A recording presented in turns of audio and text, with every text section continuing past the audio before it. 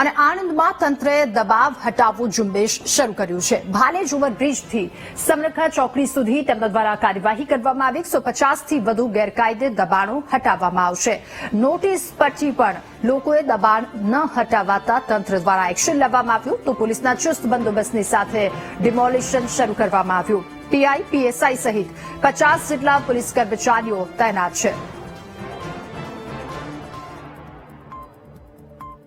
આણંદથી લીંગડા તરફ જતો સ્ટેટ હાઈવે નંબર 12 ઉપર ઇસ્માઇલનગર ઓવરબ્રિજથી સામરકા ચોકડી તરફ જતા કાચા તથા પાકા દબાણો દૂર કરવા માટે કલેક્ટર શ્રી આણંદ તરફથી સૂચના આપવામાં આવેલી હતી। જે અનુસંધાને આજરોજ આરએનબી સ્ટેટ મામલતદાર શ્રી આણંદ તથા આણંદ ટાઉન પોલીસના પોલીસ અધિકારી તથા કર્મચારીઓ દ્વારા આ વિસ્તારની અંદર દબાણો હટાડવાનું કામગીરી શરૂ કરવામાં આવેલ છે।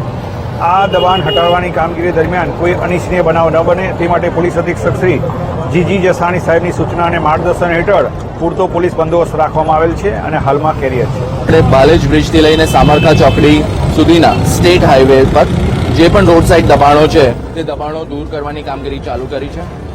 ટોટલ 150થી વધારે દબાણકર્તાઓને નિયમ અનુસારની નોટિસ આપી અને આ દબાણ દૂર કરવાની પ્રક્રિયા હાલ ચાલુ કરવામાં આવેલી છે। છેલ્લા એક માસની અંદર આપણે આણંદમાં કુલ 1000થી વધારે આ પ્રકારના કાચા પાકા દબાણો દૂર કરવાની કામગીરી પૂર્ણ કરવા જઈ રહ્યા છીએ। અને આણંદ બાદ